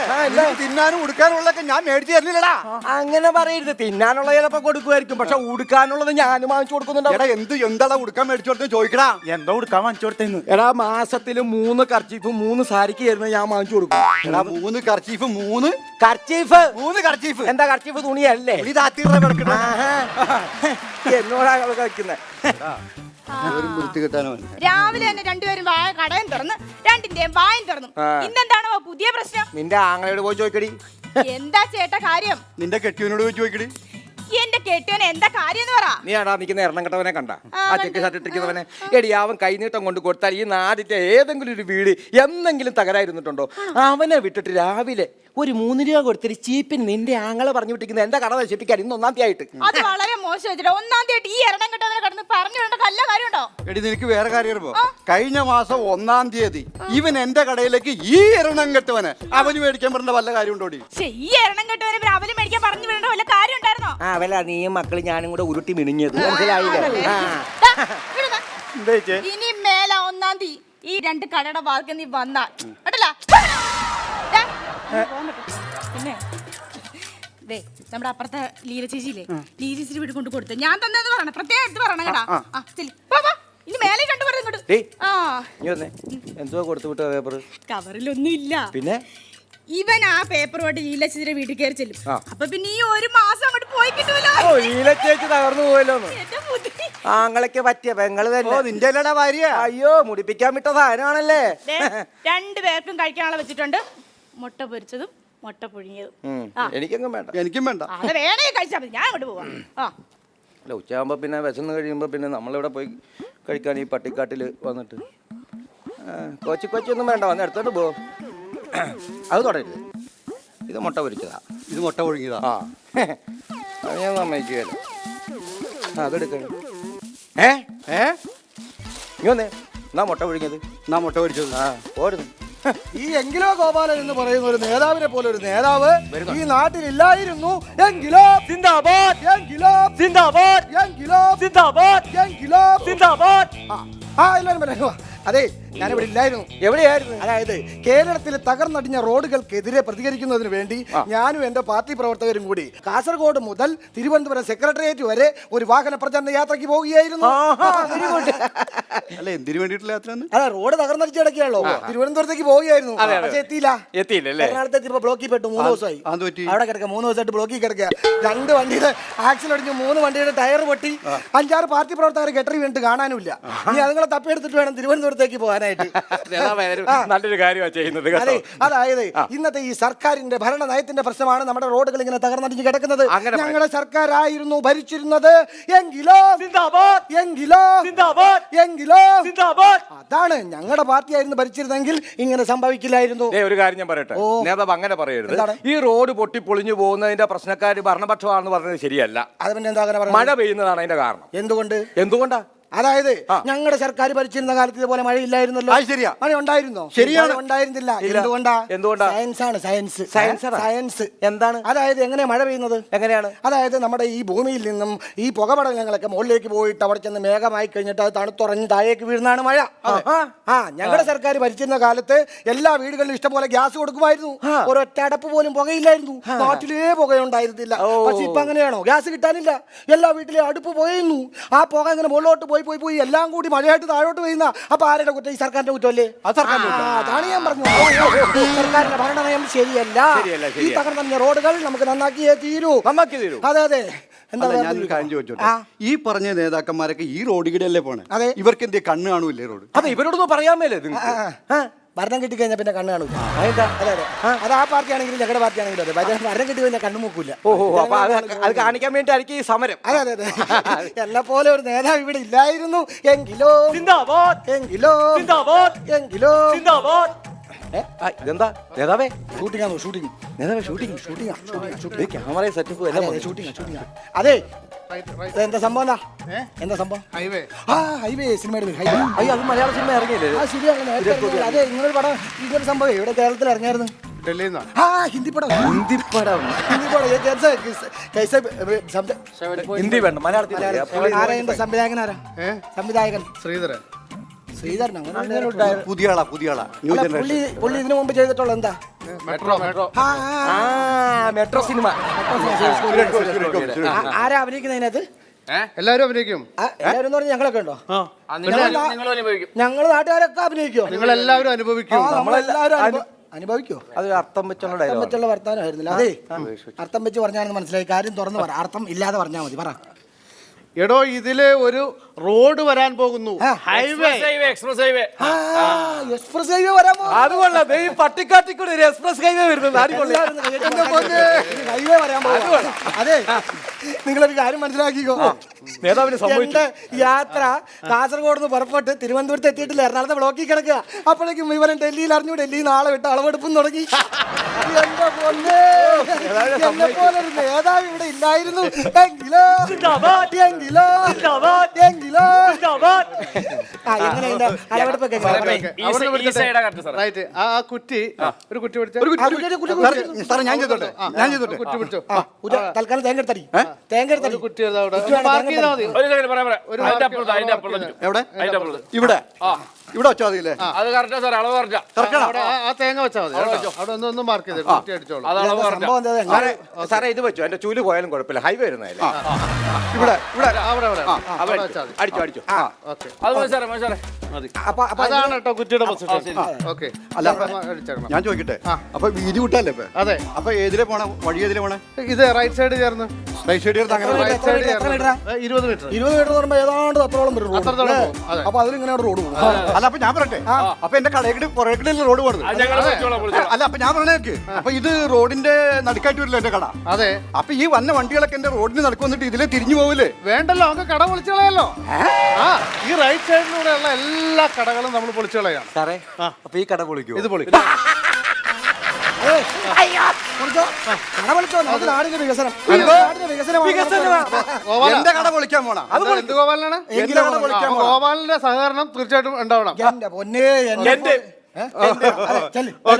ആ കട പൊളിക്കാൻ എന്റെ കട പൊളിക്കാൻ പോണ എന്റെ കട പൊളിച്ചിട്ട് ഇവിടെ ഒരു വികസനം മറിയാണ് അതെ ദേ എന്റെ നെഞ്ചത്തേക്കിടി വേണം നിങ്ങളത് എക്സ്പ്രൈസ് ആയി പോകണം ഞാൻ ഇവിടെ എങ്ങനെ നടക്കണു ഇവിടെ കിടന്നു കഴിഞ്ഞാണെങ്കിൽ എക്സ്പ്രസ് വഴി ആയി കഴിയുമ്പോൾ ഇതില് കണ്ടെയ്നർ ലോഡിയൊക്കെ വരും കൂടി കയറി പോകും ഇവിടെ വന്ന് പറയാം അതായത് എനിക്ക് ഗാന്ധിജിയെ കുറിച്ച് അറിയില്ല ഗാന്ധിജി എന്ന് പറഞ്ഞ ആരാന്നറിയാലോ അങ്ങനെ ഒരുപാട് മഹാന്മാർ നമ്മുടെ നാട്ടിലുണ്ട് അവരൊക്കെ നമ്മൾ ഓർക്കണേ എന്തുകൊണ്ടാണ് നമ്മുടെ നാടിന് വേണ്ടി നല്ലത് ചെയ്തുകൊണ്ട് അതെ അതുപോലെ തന്നെ ഈ നിൽക്കുന്ന ജനപ്പൻ ഈ എക്സ്പ്രസ് വഴി വരാൻ വേണ്ടിയിട്ട് ഈ കടയൊന്ന് പൊളിച്ചു കൊടുത്തിട്ടുണ്ടെങ്കിൽ ഭാവിയിൽ ഇതിലെ നല്ല നല്ല വണ്ടികളിലൂടെയൊക്കെ ആൾക്കാർ ഈ റോട്ടിൽ കൂടി ഇങ്ങനെ പോകുമ്പോൾ സുഖമായിട്ട് ഇങ്ങനെ ഇരുന്ന് പോകുമ്പോൾ അവർ പറയും ഹാ എന്ത് നല്ല റോഡ് ഇതെങ്ങനെ ഉണ്ടായി ഇതിനാരാ സ്ഥലം വിട്ടുകൊടുത്തത് അപ്പൊ അടുത്തിരിക്കുന്ന ആള് പറയും അറിയില്ലേ ജനപ്പൻ ജനപ്പൻ എന്ന് പറയും അപ്പൊ ആ ലിസ്റ്റിൽ ഗാന്ധിജി സർദാർ വല്ലഭായ് പട്ടേൽ പിന്നെ ഉള്ളത് ജനപ്പന അത് ശരിയാണ് കുളിക്കോ കുഴപ്പമുണ്ടോ അതുപോലെ തന്നെ നമുക്കിവിടെ ഒരു ജംഗ്ഷന് പേരിടാം ജനപ്പൻ ജംഗ്ഷൻ ജനപ്പൻ ജംഗ്ഷൻ കൊള്ളാം ഭാവിയിൽ ആൾക്കാരൊക്കെ ഓർക്കോടോ എന്നാലും ഈ കട പോകുമല്ലോ. വേണ്ടിട്ട് എന്റെ കട പോയി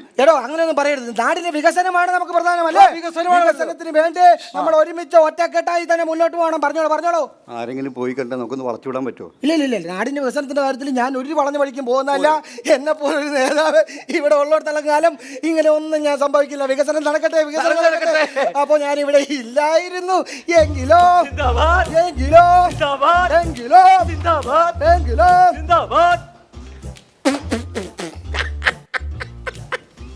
മുളക് അരി തേങ്ങ ഹലോ പോയി കൈവിട്ട് പോയി അറിഞ്ഞില്ലേ ദേ നിൽക്കുന്ന ശവത്തിന്റെ കാവിലേക്കുന്ന പോലീസിനെ പോലെ ചോദിക്ക് അയ്യോ എടി നമ്മുടെ അച്ഛൻ കഷ്ടപ്പെട്ട് നമുക്ക് വേണ്ടി ഉണ്ടാക്കി തന്ന ഈ കട പോകുന്നു എങ്ങനെ പോയി റോഡ് എടുത്ത് പോകുന്നു പിന്നെ എന്ത് ചെയ്യും എടി നീ ഒരു കാര്യം ചെയ്യും കാര്യം അവന് ഞാനായിട്ട് പിണക്കണം ഈ റോഡ് എടുത്തു പോകുമ്പോൾ ഈ സാധനങ്ങളൊക്കെ നമുക്ക് ആ കടയിൽ കൊണ്ടുവച്ച് ആ കട ഒന്ന് വലുതാക്കി നിന്റെ മോളുടെ പേരൂടാം സുലുമാളിനിടാം എന്നിട്ട് ഞാനും അവനോട് ഒരുമിച്ച് കച്ചവടം ചെയ്യാം ഞാൻ പറഞ്ഞു വെക്കാനുണ്ട് ചേട്ടാ ഇനി വന്നേ പിന്നെ നമുക്ക് ആ പലർക്ക് മനസ്സിലായി നിർത്തിയാല് അതെല്ലാം കൂടി ഒരുമിച്ച് ഇങ്ങോട്ട് കൊണ്ടുവന്ന് ആക്രിയെല്ലാം വെച്ചിട്ട് ഇവിടെ ഒരു സംഭവം ഇട്ടിട്ട് എന്റെ മോളുടെ പേര് ഇട്ടിട്ട് ഒരു സുലുമാള് നാണമില്ലടാ നിനക്ക് ഇങ്ങനെ ഇപ്പോഴും ഒട്ടി വരാനായിട്ട് ഇത് പൊളിച്ചു കളയൂടാ ഇത് പൊളിച്ചു കളയും എടാ നിന്റെ ഈ കട പൊളിച്ചു പോകുന്ന കണ്ടാ ഞാൻ ഇവിടുന്ന് പോവുകയാണ് നീ മിണ്ടരുത് നിനക്ക് എന്തെങ്കിലും പറയുകയാണെങ്കിൽ പോണെങ്കിൽ പൊക്കോണം നിന്റെ ആങ്ങളോട് അല്ലെങ്കിൽ എന്നോട് നോടാം അയ്യോ എനിക്ക് വയ്യ ദൈവമേ ഞാനിത് ആരോട് പറഞ്ഞ് സന്തോഷിക്കോ എനിക്ക് വയ്യ പിന്നെ സാറേ ഇവിടുന്ന് പിടിക്കണം സാറേ ഇത് എവിടെയാ സാറേ പൊളിക്കേണ്ട കട ഇവിടുന്ന് പൊളിച്ചാൽ മതിയോ സാറേ അയ്യോ ഇവിടുന്ന് പൊളിച്ചേക്കട്ടെ അല്ല അതൊന്നും വേണ്ട അത് അവിടെ എടുത്തോ ഇത് എവിടുന്ന് എടുക്കണോ നമ്മൾ ആ മാർക്ക് ചെയ്ത് അത് മാറ്റി ഇവിടെയാണോ അല്ല അത് കൊണ്ടുപോവാ എവിടെയാ ഇത് പൊളിക്കാൻ അത് മാറ്റി അളിയാ ഇത് പൊളിക്കാൻ അടുക്കും എന്താ സാറേ അവിടെ ആ പൊസിഷനിൽ എവിടെ കുറച്ചുകൂടെ ഇവിടെ നിന്ന് മാറ്റി ഇവിടെയാണ് കുറ്റി കേട്ടോ ഇവിടെയോ ഇവിടെ പിടിച്ചോ കേട്ടോ അത് എപ്പോഴാ പൊളിക്കേണ്ടതെന്ന് പറഞ്ഞു കഴിഞ്ഞാൽ അത് പൊളിച്ചിട്ട് നമുക്ക് ഇല്ല അത് പൊളിക്കുന്നില്ല കാരണം റൈറ്റ് സൈഡിലൂടെ പോയി കഴിഞ്ഞിട്ടുണ്ടെങ്കിൽ 10-15 വളമുണ്ട് അപ്പൊ നമ്മളത് മാറ്റി ലെഫ്റ്റ് സൈഡ് ചേർത്താക്കി അപ്പം ഈ പോർഷൻ വഴി ഇങ്ങനെയാണ് പോകുന്നത് 20 മീറ്റർ ഈ സൈഡിൽ ഈ കട പൊളിച്ചു മാറ്റേണ്ടി വരും ഇതാ എന്തോന്ന് ഈ കട പൊളിച്ചു മാറ്റേണ്ടി വരും പോവില്ലേ ആര് പൊളിച്ചു മാറ്റും പൊളിക്കാനായിട്ട് സർക്കാരിൽ നിന്ന് ആളുകൾ വന്ന് പൊളിച്ചു ഞാൻ സമ്മതിക്കുകയല്ല വേണ്ട ആ കളി വേണ്ട കളി നടക്കുകയില്ല ഇത് പൊളിക്കാൻ ഞാൻ സമ്മതിക്കുകയില്ല എന്ന് പറഞ്ഞിട്ടൊന്നും കാര്യമില്ല ഞങ്ങൾക്ക് അത് വിളിച്ചാൽ മതി സാർ. അത് അത്രേ ഉള്ളൂ. ഒരാവശ്യമില്ല സാധനം. സൈഡിലേക്ക് മാറി നിൽക്ക്. എന്നെ അളവെടുക്കട, എന്റെ പെട്ടിക്കുള്ള അളവെടുക്കട, എന്നിട്ട് മതിയുടെ ഹൈവേക്കുള്ള അളവ്. ഞാൻ സമ്മതിക്കാൻ ഇവിടെ. വാ, വാ, വാ. ഈ കട പൊളിക്കുന്ന ഉറപ്പായി. ഉറപ്പായി. ഓക്കേ, ഓക്കേ, ഉറപ്പായി. അതെ, ഉറപ്പായി. ഞാൻ നിങ്ങളോട് ഒരു ബന്ധമില്ല. ഇനി മേല എന്റെ വീട്ടിലേക്ക് കയറി വന്ന കേട്ടല്ലേ, ഞാൻ കാലും ഇവിടെ അടിച്ചു പിടിക്കും. എനിക്ക് നിങ്ങളോട് ഒരു ബന്ധമില്ല. കടയില്ലാത്ത ആളെ ഞാൻ എന്തിനാ കെട്ടിയാണെന്ന് പറഞ്ഞിരിക്കുന്നത്. ഞാൻ പോവാ. എന്റെ എങ്കിലോ ഗോപാലകൃഷ്ണൻ ഒന്ന് വന്നിരുന്നെങ്കിൽ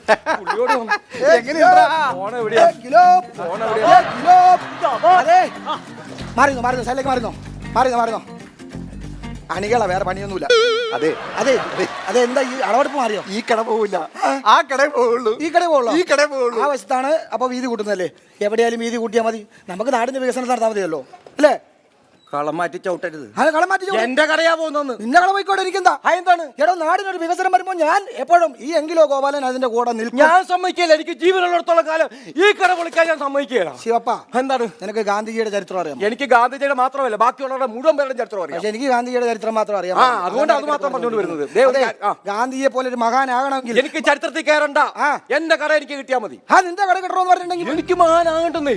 ഇതിനെ അങ്ങനെയാണെങ്കിൽ ഞാൻ ഇവിടെ പ്രശ്നം ഉണ്ടാക്കും. അതായത് നാടിന്റെ വികസനത്തിന് എതിരെ നിൽക്കുന്ന ആരായാലും ശരി, അതിനെതിരെ ഈ എങ്കിലോ ഗോപാലൻ പ്രതികരിക്കും. അങ്ങനെ പ്രതികരിച്ചില്ലായിരുന്നു എങ്കിലോ സാറുമാര് പിന്നെ വരുന്നുണ്ട്.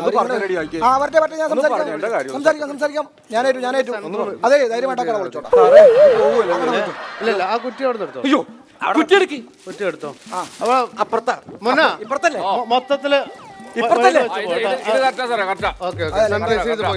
അപ്പൊ അവിടുന്ന് 20 മീറ്റർ എടുക്കുന്നില്ലേ? ഇല്ല, ഈ രണ്ട് സ്ഥലത്ത് നിന്ന് നമ്മൾ കട്ട് ചെയ്തു. നമ്മുടെ ഈ പ്രോജക്റ്റ് മാറ്റി. വീതി കൂട്ടുന്നില്ല. റോഡിന്റെ വർക്ക് ഇപ്പൊ നടത്തുന്നില്ല. വീതി കൂട്ടുന്നില്ല.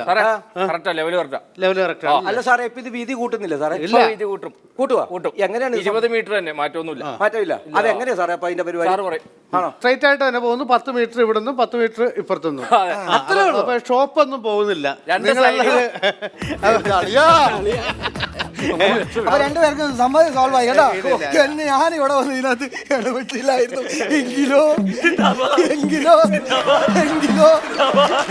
എങ്കിലോ ഗോപാല, സർക്കാർ വേറൊരു പ്രൊജക്ട് ഈ നാടിന്റെ വികസനത്തിനായിട്ട് ചെയ്യുന്നുണ്ട്. അത് ഇവിടെ അല്ല, അടുത്ത ജംഗ്ഷനിലാണ്. അടുത്ത ജംഗ്ഷൻ. അതെ, അവിടെ ഒരു ഹബ്ബ് വരാൻ പോവാണ്. ഹബ്ബ് ഇവിടെ പണിയല്ലോ. Hub mobility hub. വലിയ ബസ് സ്റ്റാൻഡ്. വലിയ ബസ് സ്റ്റാൻഡ്. ഒരു കാര്യമുണ്ട്, അവിടെ ഒരുപാട് പാവപ്പെട്ടവർ താമസിക്കുന്നുണ്ട് ആ ചുറ്റുവട്ടത്തൊക്കെ. ആ വശത്തുള്ള ആൾക്കാരെ ഒന്ന് ഒഴിപ്പിച്ചിട്ട് അവിടെ ഒരു വികസനം വരാൻ വേണ്ടി എങ്കിലോ കാലം സമ്മതിക്കില്ല.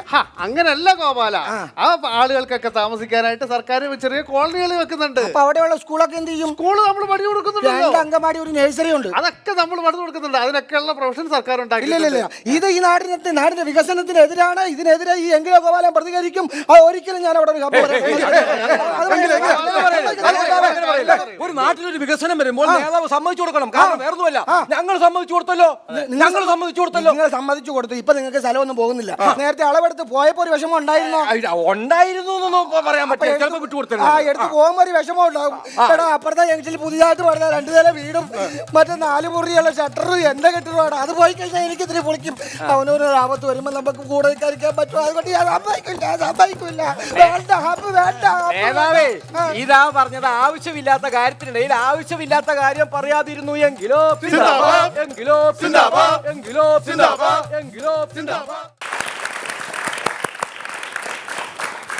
ഇപ്പോൾ സ്കിറ്റ് കണ്ടു. നമ്മൾ വീണ്ടും ഷാജുവിലേക്ക് വരികയാണ്. ഷാജു തുടങ്ങുന്നത് ആരുടെ കൂടെയായിരുന്നു? ഞങ്ങളുടെ ആദ്യത്തെ ട്രൂപ്പിനകത്ത് സലിംകുമാർ, ഹരിശ്രീ മാർട്ടിൻ, കുറെ നജീബ്, കുറെ ഗ്യാങ് ഉണ്ടായിരുന്നു. സലീംകുമാറിന്റെ ആദ്യത്തെ ട്രൂപ്പ് കലാഭവനിൽ വരുന്നതിന് മുൻപായിരുന്നു ഇത്. ആ ട്രൂപ്പ് കൊച്ചിൻ ഹൈനസിലാണ് ഞങ്ങൾ ആദ്യം.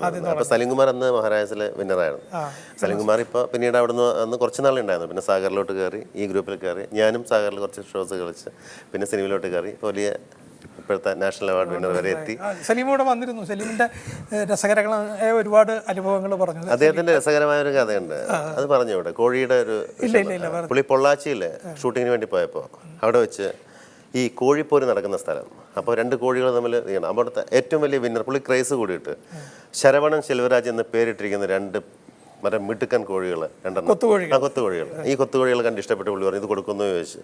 അങ്ങനെ 10-25,000 രൂപയോളം മുടക്കി ഈ 2 കോഴിയെ മേടിച്ച് മേടിച്ച് പറവൂർ കൊണ്ടുവന്നു. ജനങ്ങളുടെ തിരക്കായിരുന്ന ആൾക്കാർ വരുന്നു, കാണാൻ വരുന്നു, ഈ കോഴിയെ കാണാൻ വേണ്ടി. കാരണം അത്രയും തലയെടുപ്പുള്ള 2 മിടുക്കൻ കോഴികൾ. അങ്ങനെ എല്ലാവരും കാണാൻ പോയതിനു ശേഷം നമ്മൾ 2 ആഴ്ചയ്ക്ക് ശേഷം അദ്ദേഹത്തിൻ്റെ വീട്ടിലേക്ക് നമ്മൾ ചെന്നിട്ട് പറഞ്ഞു, സലീമ ഞാൻ നോക്കാം എന്നാൽ അദ്ദേഹത്തിൻ്റെ വീട്ടിൽ പോയിട്ട് ചോദിച്ചു, ഭയങ്കര മൂഡ് ഔട്ട് ആയിട്ടിരിക്കുകയാണ് സലീം. ഭയങ്കര മൂടാണ്. അപ്പോൾ പറഞ്ഞു, ഈ 2 കോഴികളെ പൊള്ളാച്ചിയിൽ നിന്ന് കൊണ്ടുവന്നിരുന്നല്ലോ, ഈ ശരവണൻ ശെൽവരായ എന്നൊക്കെ പറഞ്ഞിട്ട് ഭയങ്കര എന്ന് പറഞ്ഞു. ഇവിടെ പറവൂരെല്ലാവരും വന്ന് കാണാൻ വന്നു. ഭയങ്കര കോഴികളാണ്. നമ്മൾ കണ്ടില്ലായിരുന്നു. അപ്പം ഈ കോഴി എവിടെ?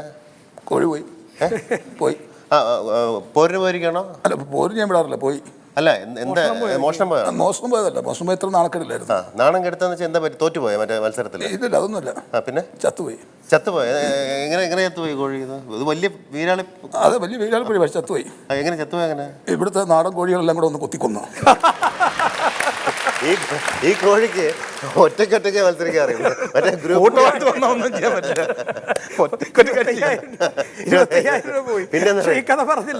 പിന്നെ മാത്രമല്ല, ഇതിനടിയിൽ ബ്ലേഡ് വെക്കും, അവർ കത്തി വെക്കും.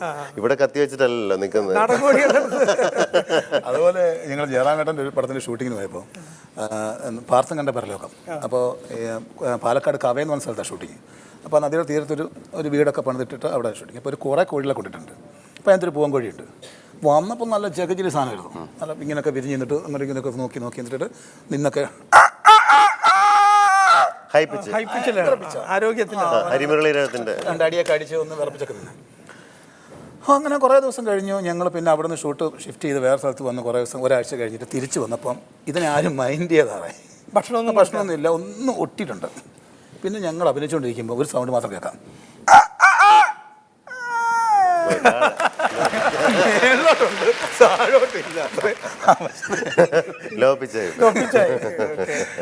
പിന്നെ മോഹൻലാലിന്റെ ശബ്ദം അനുകരിക്കുന്നു, മോഹൻലാലിന്റെ ബോഡി ലാംഗ്വേജ്, അതിൽ ഇത്രയും പെർഫെക്റ്റ് ആയിട്ട് എനിക്ക് തോന്നുന്നില്ല ആരും. മോഹൻലാലിട്ട് ജീവിക്കുക, അത് തന്നെ ഗുണവും അത് തന്നെ ദോഷം. പലരും അതുകൊണ്ട് തന്നെ വിളിക്കുന്നില്ല, പലരും അതുകൊണ്ട് തന്നെ വിളിക്കുന്നു. Okay okay. ഈ മോഹൻലാലിന്റെ പാട്ടുകൾ പാടുമോ? മോഹൻലാൽ ഞാൻ പാടിയിട്ടുണ്ട് സ്റ്റേജിൽ കുറേ. ഞാൻ നേരത്തെ ബാങ്ക് മാനേജർ പറഞ്ഞ പോലെ ഞാൻ ഇവിടുന്ന് രാജിവെച്ച് ഇതങ്ങനെയല്ല. ഇത് സിനിമയുടെ വേദിയാണ്, മിമിക്രിക്കാരുടെ വേദിയാണ്. അതുകൊണ്ട് തന്നെ നമുക്ക് പ്രേക്ഷകർക്ക് വേണ്ടിയിട്ട് മോഹൻലാലിന്റെ പാട്ട് ഒന്ന് പാടാം അല്ലേ?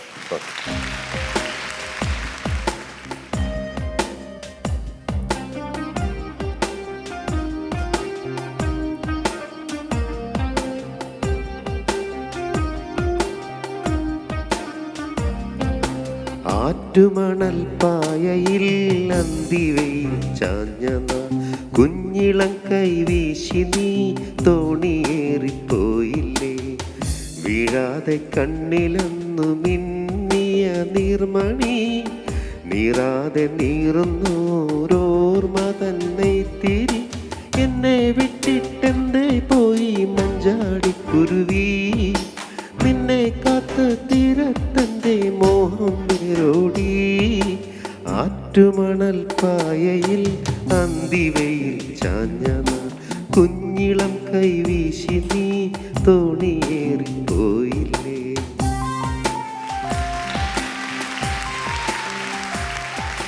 ഈ പാട്ടും ലാലേട്ടനും മാത്രമല്ല കേട്ടോ, വേറെ കുറേ ശബ്ദങ്ങൾ അനുകരിക്കാറുണ്ട് ഇവൻ. ആണോ? തിക്കൃഷി അമ്മാവൻ്റെ സ്ഥിരം ഒരു സംഭവമുണ്ട്. അദ്ദേഹം പറയുന്ന ഈ മക്കളുടെ പേര് പറയും സിനിമയിലൊക്കെ കൂടുതലായിട്ടും. ഒരു കഥ വളരെ ടേണിംഗ് പോയിന്റിലായിരിക്കും ഈ കാര്യങ്ങൾ പറയുക. അപ്പം അത് പറയുന്ന സമയത്ത് അദ്ദേഹത്തിൻ്റെ കറക്റ്റ് ഇത് ഇങ്ങനെയാണ്. എനിക്ക് 3 മക്കളുണ്ട്. മൂത്തവന്റെ പേരാണ് ബിന്ദൻ, രണ്ടാമത്തെ പേര് ബിന്ദൻ, മൂന്നാമത്തെ മകളുടെ പേര് ബിന്ദൻ. എല്ലാ മക്കളും ഒരുപോലെ 3 പേരാണ്. ഒന്ന് ഗുപ്തൻ, ഒന്ന് അനന്തൻ, അങ്ങനെ പറയുന്നത്. പക്ഷെ കേൾക്കുമ്പോൾ എല്ലാം ഒരേപോലെ. ഞങ്ങൾ ഒരുമിച്ചാണ് മിക്കപ്പോഴും ഷൂട്ടിംഗ് റൂം ഷെയർ ചെയ്യുന്നത്. അപ്പോൾ ഇവൻ എന്നെ കേൾപ്പിക്കാൻ വേണ്ടിയിട്ട് ഓരോ ശബ്ദങ്ങളുണ്ടാക്കും. അപ്പോൾ അത് ഞാൻ കൊള്ളാമെന്ന് പറഞ്ഞിട്ട് വേണം അതിൽ പിടിച്ച് കയറാൻ. സക്സസ്. അങ്ങനെ ഒരു ദിവസം ഞങ്ങൾ ഉച്ചയ്ക്ക് ഊണം കഴിഞ്ഞ് മീൻ കൂട്ടിയൊക്കെ ഊണം കഴിഞ്ഞിട്ട് ഇവൻ എൻ്റെ അടുത്ത് ഇങ്ങനെ കിടക്കുക. ഡാ ഞാനൊരു ശബ്ദം കേൾപ്പിക്കാം, ഒരു ബോട്ട് പോകുന്ന ശബ്ദം. എന്നിട്ട് ഇവനിങ്ങനെ ഇങ്ങനെ ബോട്ട് ഈ മീൻ കഴിച്ചിരിക്കുന്നുണ്ട്, ഇതിൽ മൊത്തം ഒരു മീനിൻ്റെ സ്മെല്ലുണ്ട് ഈ ബോട്ടിൽ. അപ്പം ഞാൻ പറഞ്ഞത് സാധാരണ ബോട്ടല്ല, ഫിഷിംഗ് ബോട്ടാണ്. എന്തായാലും ഈ സിനിമയുടെ ഈ വേദിയിൽ കുറേ കാലത്തിന് ശേഷമാണ് അല്ലേ മിമിക്രി വേദിയിൽ ഷാജു വരുന്നത്. വന്നതിന് ഒരുപാട് ഒരുപാട് സന്തോഷം. മാത്രമല്ല സിനിമയുടെ ഈ വേദിയിൽ, കാരണം സിദ്ദീഖ് സാറിനെ പോലെ ഒരാൾ ഞാൻ എന്നും ഫോണിലൂടെ മാത്രമാണ് കൂടുതലും ഇത്രയും അടുത്ത് ഞാൻ ഇത്രയും നേരം സംസാരിച്ചിട്ടില്ല. ശരിക്കും പറഞ്ഞു ആദ്യമായിട്ട് അതിന് വലിയ ഭാഗ്യം. പിന്നെ മനോരമയുടെ ഇത്രയും വലിയൊരു ഷോ സിനിമയുടെ അതിൽ ഗസ്റ്റായി വരിക, അതും എൻ്റെ പ്രിയ സുഹൃത്തിൻ്റെ കൂടെ. അവൻ ചീഫ് ഗസ്റ്റ് ആയിട്ടുള്ള പ്രോഗ്രാമിൽ ഞാൻ ഇതിനു മുമ്പും ഒരു ഷോയ്ക്ക് ഇതുപോലെ വന്നിട്ടുണ്ട്, മനോരമയിൽ തന്നെ വന്നിട്ടുണ്ട്. വലിയൊരു ഭാഗ്യം. ഓക്കെ,